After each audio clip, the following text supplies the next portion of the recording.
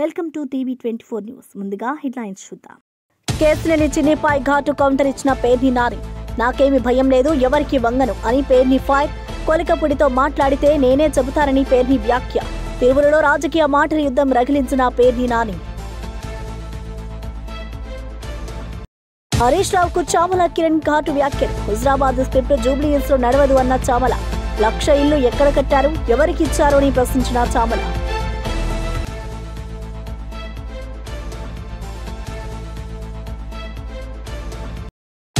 మోంతా తుఫాన్పై అప్రమత్తంగా ఉండాలని మంత్రి అనిత ఆదేశాలు. తీర ప్రాంతాల్లో అధికారులు సిద్ధంగా ఉండాలని సూచన. భారీ వర్షాలు, గాలులు, ప్రజలు జాగ్రత్తగా ఉండాలని వ్యాఖ్య. ఎమర్జెన్సీ బృందాలు సిద్ధంగా ఉండాలని మంత్రి హెచ్చరిక.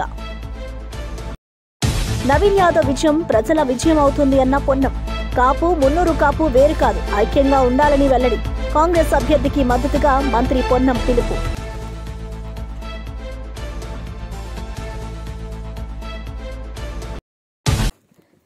టీడీపీ ఎంపీ కేశినేని చిన్నిపై వైఎస్సార్ కాంగ్రెస్ నేత పేర్ని నాని ఘాటుగా స్పందించారు. కొలికపుడి శ్రీనివాస్ను నేను టీవీలో తప్ప నేరుగా ఎప్పుడూ చూడలేదు అంటూ చురకలు వేశారు. కొలికపుడితో మాట్లాడి ఉంటే నేనే చెబుతా, దానిలో దాచేదేముంది అని అన్నారు. కేశినేని చిన్ని పేరు చెబితే తాను భయపడతాననుకునేవారు పొరబడుతున్నారని అన్నారు. నాకేమీ భయం లేదు, నేను ఎవరికి వంగి వంగి మాట్లాడను అంటూ స్పష్టంగా చెప్పారు. రాజకీయాల్లో నిజాయితీలో ఉండడం ముఖ్యమని, తాను ఎప్పుడూ అదే పాటిస్తున్నారని అన్నారు. ఈ వ్యాఖ్యలతో ఇద్దరి మధ్య మాటల యుద్ధం మరింత రగిలింది. తిరువురు ప్రాంతంలో ఈ రాజకీయ మాటల దాడులు చర్చనీయాంశంగా మారాయి.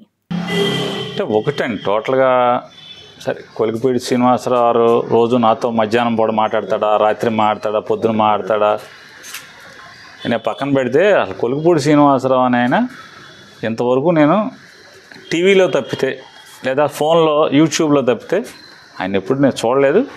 మాట్లాడితే దమ్ముగానే మాట్లాడుతున్నాడు శ్రీనివాసరావు. నేను కొలికపూడి నాతో మాట్లాడుతున్నాడు, నేనే చెప్తున్నానని చెప్తా. దాంట్లో నాకు భయపడాల్సిన అవసరం లేదు. అయితే చిన్ని అంటే నాకేం భయం లేదు. ఇక్కడ ఒకటి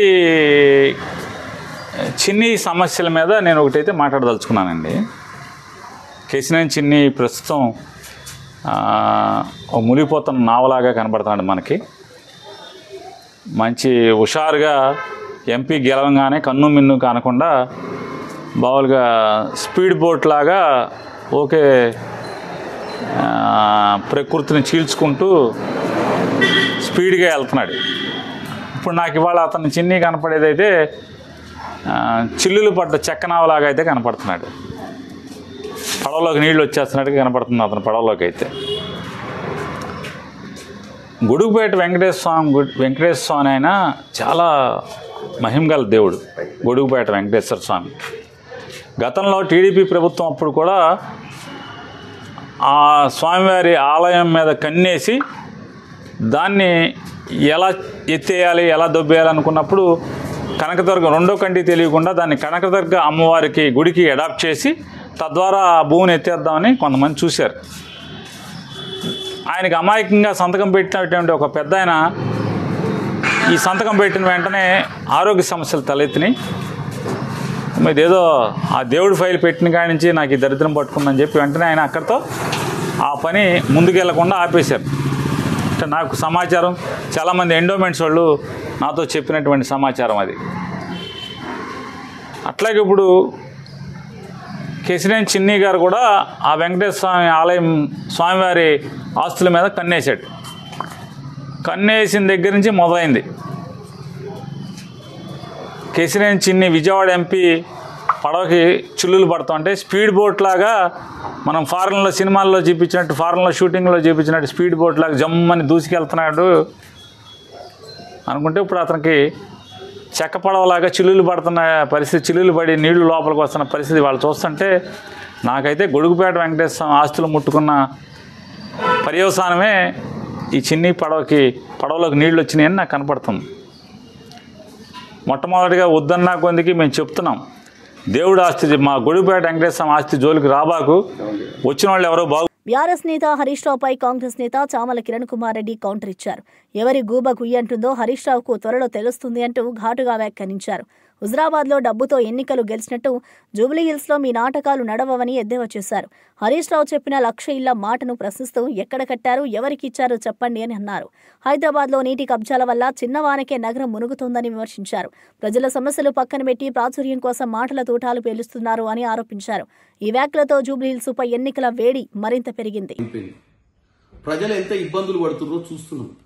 వాళ్ళ మామ హైదరాబాద్ న్యూయార్క్ చేస్తా అని చెప్పి ఏం చేసిండా అంటే 1,00,000 ఇల్లు ఎక్కడ కట్టిండో మాకు తెలియదు, ఎవరికి ఇచ్చిండో మాకు తెలియదు. మరి ఆ 1,00,000 మంది వచ్చి రోడ్డు మీద వచ్చి చెప్పియమని చెప్పి, కానీ ఒకటైతే చేసి వీళ్ళు ప్రభుత్వ అధికారులను అందరినీ చేతి కింద పెట్టుకొని ఇష్టానుసారంగా నాలాల మీద చెరువుల మీద పర్మిషన్లు ఇచ్చి ఇవాళ హైదరాబాద్ నగరాన్ని, తెలంగాణ వచ్చిన తర్వాత హైదరాబాద్ని ప్రపంచ ఖ్యాతి నగరంగా చేస్తా అని చెప్పిన వాళ్ళు మొత్తం మునిగిపోయే నగరం చేసిరు. ఇవాళ రేవంత్ రెడ్డి గారి సర్కార్ వచ్చిన తర్వాత ఈ హైదరాబాద్ నగరం ప్రతి వానాకాలం చిన్న చిన్న వానలు పడితే కూడా ఎక్కడ పోలేని పరిస్థితి వస్తే హైదరాబాద్లో ఇల్లీగల్గా చెరువుల మీద కట్టిన వాళ్ళను, నాలా మీద కట్టిన వాళ్లకు వార్నింగులు ఇచ్చి కొన్ని మరీ దారుణంగా రివర్ బెడ్లా కట్టినవి ఉంటే కూలగొట్టే ప్రయత్నం చేసిరు. ఈ రోజు హైదరాబాద్లో ఎవరన్నా వాటర్ ఫ్రంట్, రివర్ ఫ్రంట్, నాలా మీద కడితే కుననిగా కూడా ఎవరు సిద్ధంగా లేడు. దీనికి కారణము రేవంత్ రెడ్డి గారు, హైడ్రా. ఇవాళ ఎన్నికలు వచ్చినాయి కదా అని చెప్పి ఏ వేదికల మీద పడితే ఆ వేదికల మీద హరీష్ రావు గారు పనికిరాని మాటలు మాట్లాడుతుండు, కేవలం గెలవాలన్న ఉద్దేశంతో తప్ప ఏది వాస్తవం లేదు ఆయన మాట్లాడేదాంట్లో. ఒకప్పుడు ఆయన ట్రబుల్ షూటర్ అనుకుర్రు. ప్రతి ఎన్నికలలో ఆయన వచ్చిందంటే మనం హుజురాబాద్ ఎన్నికలలో చూసినాం, కవర్లలో పైసలు పెట్టి ఓటర్ లిస్టుల ప్రకారం ఇంటింటికి నిద్ర లేవక ముందే దర్వాజా కింద నుంచి తోసిపోయినట్టు జూబ్లీహిల్స్ కూడా చేద్దాం అనుకున్నాం. చేసి 100% గెలుద్దామన్న ఉద్దేశంతో ఉండే 15 రోజుల క్రితం దాకా కాంగ్రెస్ పార్టీ ఎప్పుడైతే వ్యూహంతో నవీన్ యాదవ్కి టికెట్ ఇచ్చిర్రో అది కాంగ్రెస్ పార్టీ ఇచ్చిన master stroke. Naveen Yadav nomination తోటి క్లియర్ కట్గా కాంగ్రెస్ పార్టీ గెలుస్తుంది అన్న ఒక ఆలోచన వచ్చి ఇష్టానుసారంగా బావబామర్దులు మాట్లాడుతున్నారు. నేను ఒక్కటే చెప్తున్నా, హరీష్ రావు గారు, ఎవరు గూండాలు, ఎవరు డబ్బుల వల వేసి ఓటర్లను మభ్య పెడదామనుకుంటుర్రు, ఎవరు తప్పుడు ప్రచారం చేస్తుర్రో 11వ తారీఖు తేట తెల్లమైపోతుంది. మేం గూండాలకు ఇచ్చినామని చెప్పి నువ్వు చెప్తున్నావు. ఇవాళ నువ్వు కేవలము సెంటిమెంట్ మీద ఓట్లు తెచ్చుకుందాం అనుకున్నావు, డెవలప్మెంట్ మీద కాదు. ఇప్పుడు నవీన్ యాదవ్ అనే వ్యక్తి చేసే ప్రచారం కానీ కాంగ్రెస్ పార్టీ వ్యూహం కానీ నీకు అంతు చిక్కక ఇష్టానుసారంగా మాట్లాడుతున్నావు. ఇది జూబ్లీహిల్స్ ఎన్నికల కోసమే నువ్వు మాట్లాడుతున్నావు. జూబ్లీహిల్స్ ఎన్నికలలో ప్రజల్ని తప్పుదో పట్టేయాలనుకుంటున్నావు. నీ పార్టీ భూస్థాపితం కాకుండా కాపాడుకునే ప్రయత్నం చేస్తున్నావు. ఎందుకంటే మొన్ననే కంటోన్మెంట్లకు డిపాజిట్ పోయింది, పార్లమెంట్ ఎన్నికలలో గుండు సున్నా వచ్చింది, జనరల్ ఎన్నికలలో ఇంటికి తరిమి కొట్టింది. ఈ ఎన్నికలతోటి మీ కార్యకర్తలు కూడా ఎవరు రేపటి నుంచి జెండా కట్టే పరిస్థితి ఉండదని చెప్పి భయంతో నువ్వు మీ బామ్మారిది ఊరి మీద పడి ఇష్టానుసారంగా మాట్లాడుతున్నారు. 11వ తారీఖు నాడు ఎవరి చెంప చెల్లుమంటదో, ఎవరి గువ్వ గుయ్యమంటదో తెలుస్తుంది.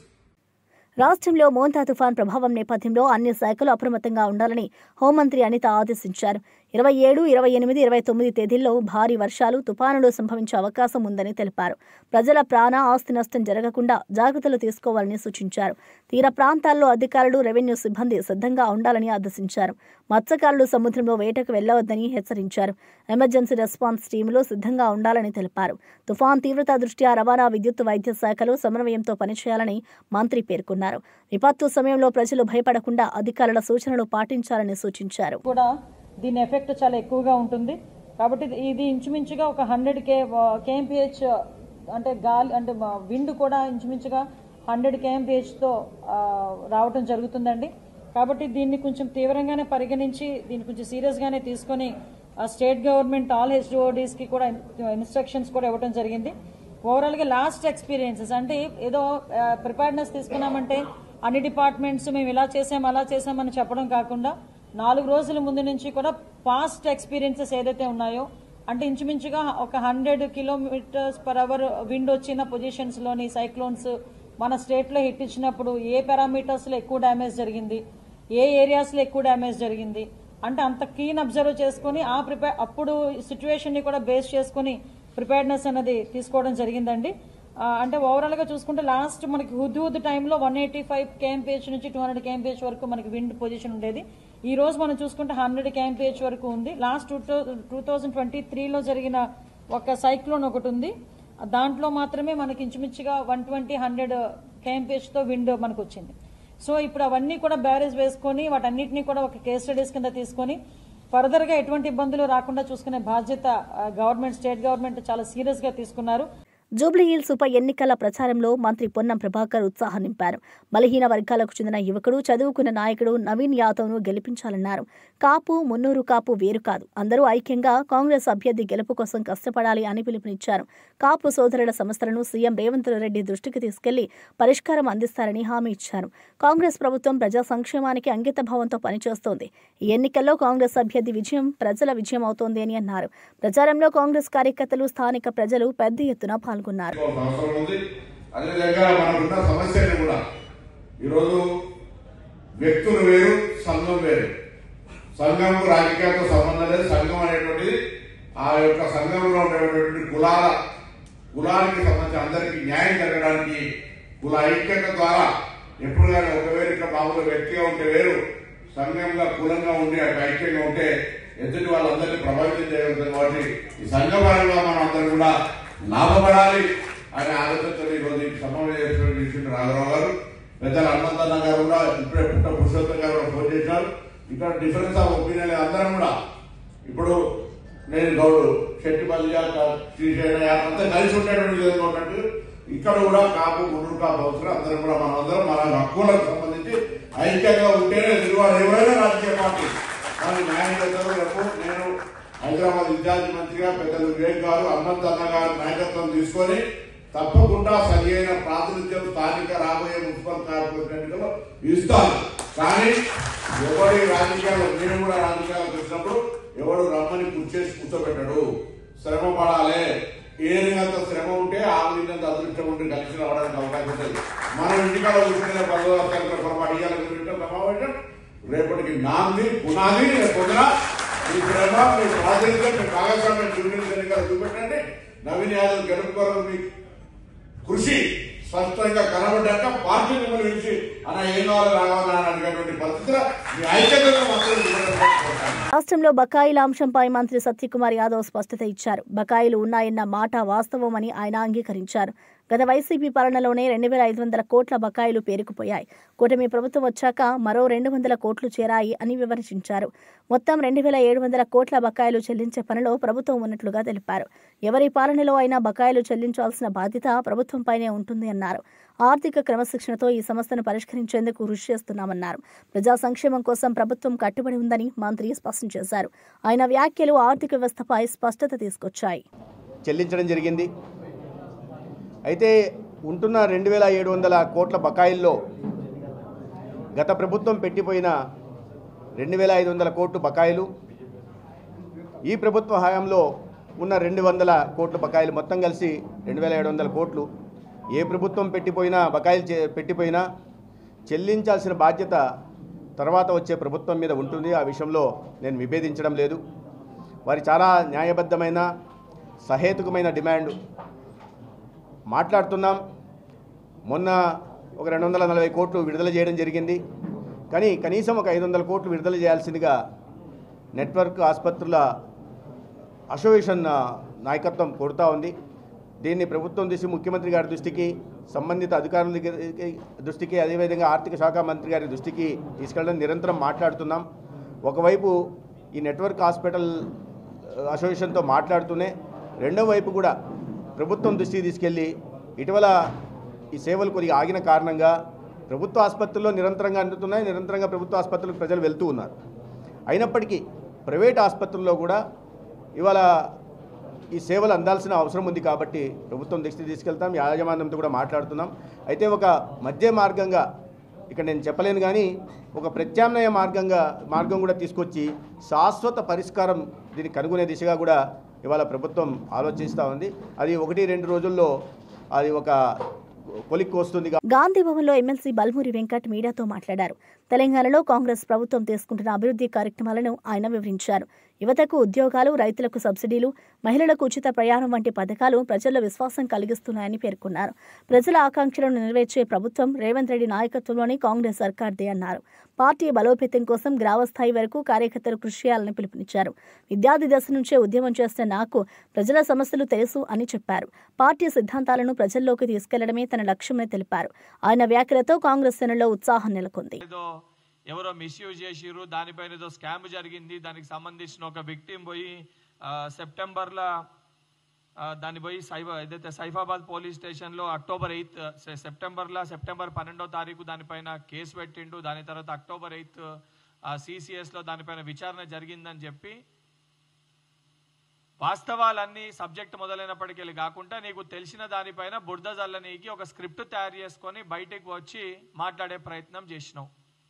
ముందుగా ఆ ఇష్యూ పైన తెలంగాణ ప్రజలకి, ఎందుకంటే మంత్రి గారు తెలంగాణ రాష్ట్ర అభివృద్ధి కోసము తెలంగాణలో ఇన్వెస్ట్మెంట్స్ తీసుకురావాలి, ఇక్కడ ఉన్న యువకులకు ఉద్యోగ అవకాశాలు కల్పించాలి, తెలంగాణని ఉన్నతమైన స్థాయికి తీసుకొని వెళ్ళాలని చెప్పి ముఖ్యమంత్రి గారి నాయకత్వంలో శ్రీధర్ బాబు గారు విదేశాల్లో పెట్టుబడుల కోసం తెలంగాణ రాష్ట్ర అభివృద్ధి కోసం కృషి చేస్తుంటే, కష్టపడుతుంటే మీ సమయంలో ఇన్వెస్ట్మెంట్స్ తక్కువ, కేటీఆర్ తెచ్చినాయి, బిల్డప్లు ఎక్కువ.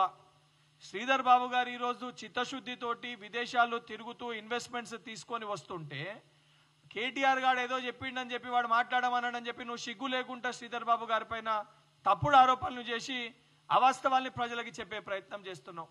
ఆ ఇష్యూల ఏదైతే శ్రీధర్ బాబు గారికి సంబంధించి వారి యొక్క లెటర్ ప్యాడ్ ఏదైతే ఉంటుందో దాన్ని తీసుకొని కొంతమంది వ్యక్తులు దాన్ని బయట ఇప్పుడు CMRFకో LOCకో లెటర్ ప్యాడ్ ఇస్తే ప్రతి ఒక్కరి దగ్గర లెటర్ ప్యాడ్ ఫార్మాట్ అనేది ఉంటుంది.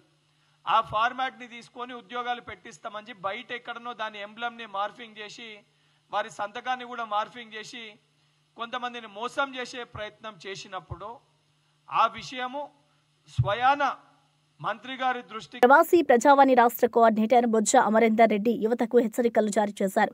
ఫేక్ విదేశీ ఉద్యోగ ప్రకటనలకు మోసపోవద్దు, నిర్ధారించుకున్న తర్వాత మాత్రమే దరఖాస్తు చేయాలి అన్నారు.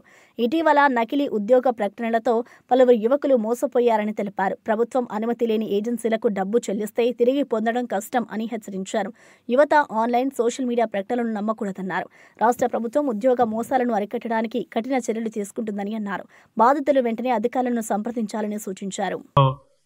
ఉద్యోగాలు ఉన్నాయని ఫేక్ యాడ్లు ఇచ్చినటువంటి సందర్భంలో వాటికి అట్రాక్ట్ అయ్యి వాళ్ళని నమ్మి విదేశాలకు వెళ్ళి చాలా మంది మోసపోతున్నారు ఈరోజు.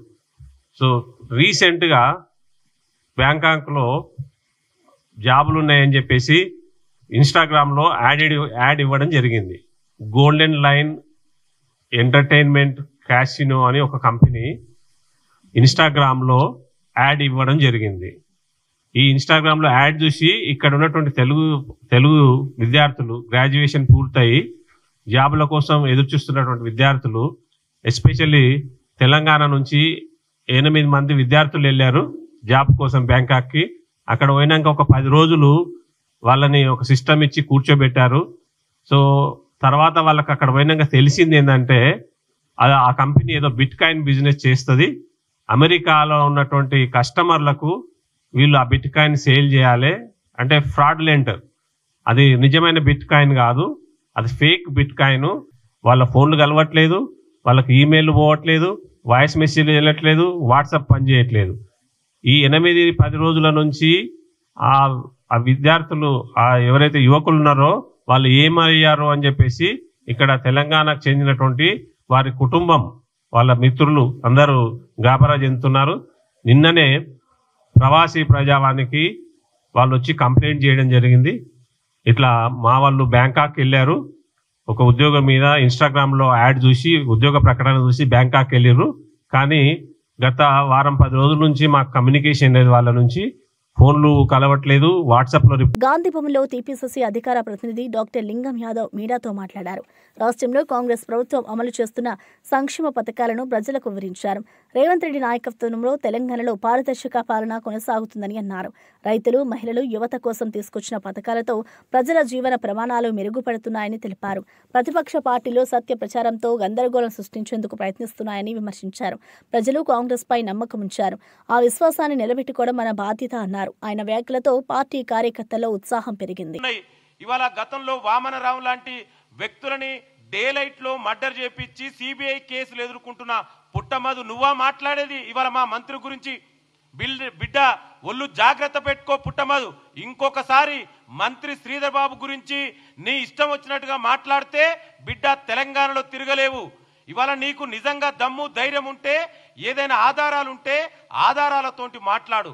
అంతే తప్ప ఇవాళ శ్రీధర్ బాబు ఇమేజ్ ని డ్యామేజ్ చేస్తే ఏదో నీకేదో లబ్ధి చేకూరుతుంది అనుకుంటే తెలంగాణ ప్రజలు, ప్రత్యేకించి మంతని ప్రజలు చాలా విజ్ఞులు. నీ యొక్క బుద్ధి తెలిసే నీకు ఒకసారి అవకాశం ఇచ్చి మళ్ళీ ఇవాళ నిన్ను ఎక్కడికి పరిమితం చేసిరో ఇవాళ తెలంగాణ ప్రజలకు, మంత్రి అదేవిధంగా మంతని ప్రజలకు చాలా స్పష్టంగా తెలుసు.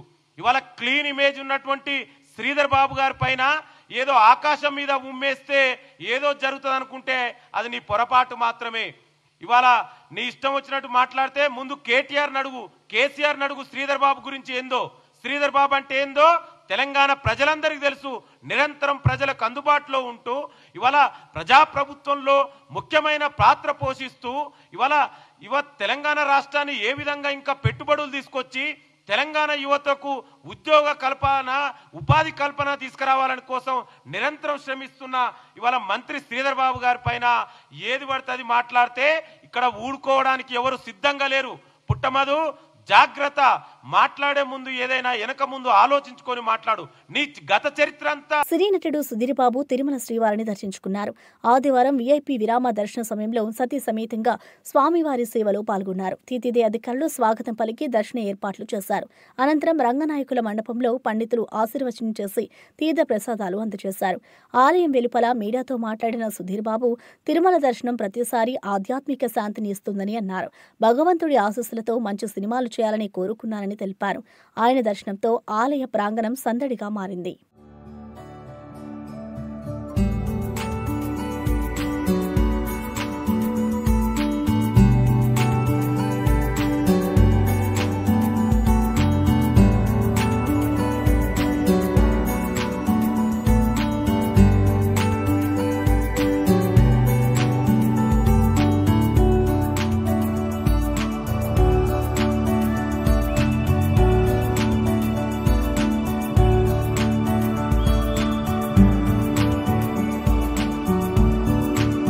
తెలంగాణ జాగృతి అధ్యక్షురాలు కల్వకుంట్ల కవిత నిజామాబాద్లో జాగృతి జనంబాట ప్రారంభోత్సవంలో మాట్లాడారు.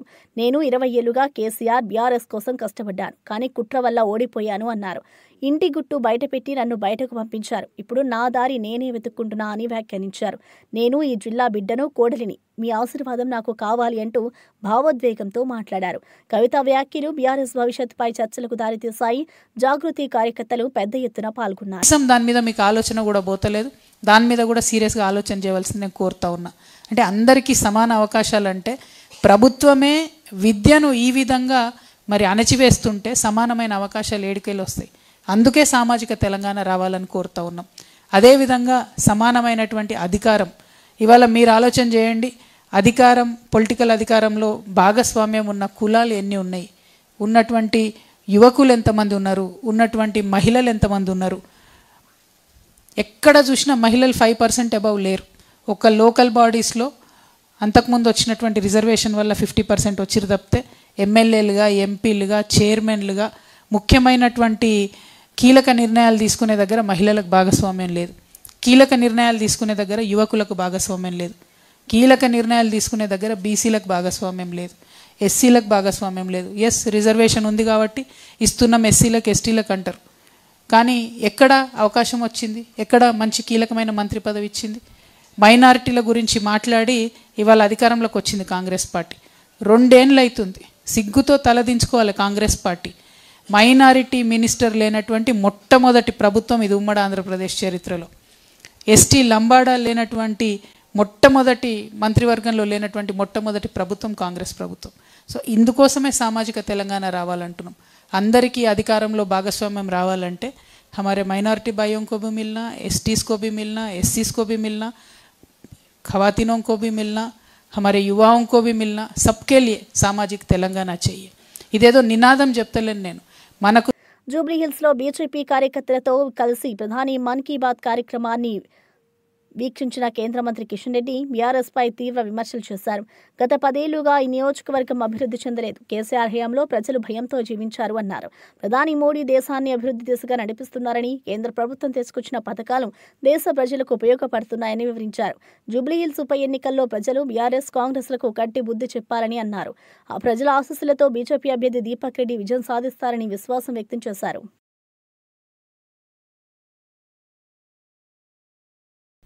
దమ్ము ధైర్యం ఉంటే జూబ్లీహిల్స్ లో తిరుగు, జూబ్లీహిల్స్ లో రా. ఈ బస్తీల మధ్యలో, ఈ రోడ్ల మధ్యలో, ఈ చెత్త కుప్పల మధ్యలో చర్చించడానికి నేను సిద్ధంగా ఉన్నాను. కేసీఆర్ ఫామ్ హౌస్ లో పండుకొని స్టేట్మెంట్ పంపిస్తే కళ్ళు మూసుకొని ఓట్లేసేటువంటి పరిస్థితి పోయింది. ఈ కాంగ్రెస్ పార్టీ ప్రభుత్వము ప్రభుత్వ ఉద్యోగులు ఉద్యోగం అయిపోయిన తర్వాత, ఉద్యోగ విరమణ చేసిన తర్వాత రిటైర్మెంట్ బెనిఫిట్స్ కూడా ఇస్తలేరు. అందుకే ఈరోజు ఆ నిరుద్యోగులు, ఆ యొక్క మహిళలు, ఆ యొక్క రిటైర్ అయినటువంటి ఉద్యోగస్తులు శాపం ఏదైతే పెడుతున్నారో తప్పకుండా కాంగ్రెస్ పార్టీకి తగులుతుంది. ఈ రోజు ఈ జూబ్లీహిల్స్ ఎన్నికల్లో కాంగ్రెస్ పార్టీకి, బీఆర్ఎస్ పార్టీకి పాతరేయాలని చెప్పి, జవాబు చెప్పాలని చెప్పి, బుద్ధి చెప్పాలని చెప్పి ఈ సందర్భంగా జూబ్లీహిల్స్ ప్రజలను కోరుతా ఉన్నాను. సినీ నటుడు సుమన్ ఆంధ్రప్రదేశ్ సీఎం చంద్రబాబు పాలనపై ప్రశంసలు కురిపించారు. రాష్ట్ర అభివృద్ధి, పారదర్శకత, సాంకేతికతలో చంద్రబాబు చూపుతున్న దృష్టి ప్రశంసనీయమని అన్నారు. రాష్ట్ర ప్రజల జీవితాలను మెరుగుపరచడంలో సీఎం కృషి స్పష్టంగా కనిపిస్తుందని సుమన్ పేర్కొన్నారు. ఏపీని గ్లోబల్ స్థాయికి తీసుకెళ్లే నాయకుడు చంద్రబాబు మాత్రమేనని అన్నారు. యువతకు ఉపాధి అవకాశాలు, పారిశ్రామిక ప్రోత్సాహం, పర్యావరణ పరిరక్షణలో సీఎం చూపుతున్న దృక్పథం స్ఫూర్తిదాయకమని అన్నారు. నిజాయితీగా పాలన చేస్తే ప్రజలు ఎప్పుడూ వెన్నంటే ఉంటారు అని సుమన్ పేర్కొన్నారు. ఇక్కడ వరకు పికప్ అవుతుంది. చంద్రబాబు నాయుడు గారు చాలా మంచి అడ్మినిస్ట్రేటర్, ఆల్రెడీ ప్రూవ్న్. ఈ రోజు హైదరాబాద్ అంతా ఒక మోడర్న్ సిటీ లాగా ఉందంటే మెయిన్ ఆయనది ఆశీర్వాదమే. సో అడ్మినిస్ట్రేషన్ లో అక్కడ ఏమి లేదు. కాకపోతే కొన్ని ప్లేసెస్ లో కొంచెం లేట్ అవుతుంది, కొంచెం తొందరగా అవుతుంది, కొంచెం స్పీడ్ మీడియం ఉంటుంది. వాళ్ళకి తెలుసు ఏది ముందు చేయాలి, ఏది తర్వాత చేయాలి. గూగుల్ తీసుకొచ్చి పెట్టడం చాలా గొప్ప విషయం. ఎందుకంటే అది చాలా మందికి ఎంప్లాయ్మెంట్ వస్తుంది దాంట్లో, అండ్ వరల్డ్ వైడ్ గా కనెక్టివిటీ ఉంటుంది. సో అట్లా అది మంచి విషయం. అలాంటి మంచి విషయాలు ఇంకా చేయాలి. యూత్ కు ముఖ్యంగా ఏంటంటే జాబ్ అండి. ఈరోజు మెయిన్ గా ఏంటంటే అందరికి ఉద్యోగాలు రావాలి, ఎంప్లాయ్మెంట్ రావాలి. ఏదైనా నా చెప్తున్నా అంటే రైతుల విషయంలో మటుకి కొంచెం ఎప్పుడు ఇంపార్టెన్స్ ఇవ్వాలి. రైతులు బాగుంటే దేశం బాగుంటుంది, దేశం బాగుంటే రాష్ట్రం బాగుంటుంది. బులెటిన్ ముగించే ముందు హెడ్లైన్స్ మరోసారి చూద్దాం. కేసులని చిన్నిపై ఘాటు కౌంటర్ ఇచ్చిన పేర్ని నాని. నాకేమి భయం లేదు, ఎవరికి వంగను అని పేర్ని ఫైర్. కొలికపుడితో మాట్లాడితే నేనే చెబుతానని పేర్ని వ్యాఖ్య. తిరువులలో రాజకీయ మాటల యుద్ధం రగిలించిన పేర్ని నాని. హరీష్ రావుకు చామల కిరణ్ ఘాటు వ్యాఖ్యలు. హుజరాబాద్ స్క్రిప్ట్ జూబ్లీహిల్స్ లో నడవదు అన్న చామల. 1,00,000 ఇల్లు ఎక్కడ కట్టారు, ఎవరికి ఇచ్చారు అని ప్రశ్నించిన చామల.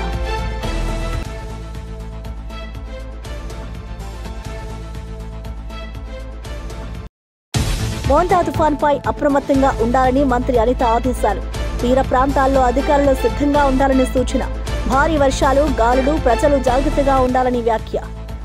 ఎమర్జెన్సీ బృందాలు సిద్ధంగా ఉండాలని మంత్రి హెచ్చరిక. నవీన్ యాదవ్ విజయం ప్రజల విజయం అవుతుంది అన్న పొన్నం. కాపు, మున్నూరు కాపు వేరు కాదు, ఐక్యంగా ఉండాలని వెల్లడి. కాంగ్రెస్ అభ్యర్థికి మద్దతుగా మంత్రి పొన్నం పిలుపు.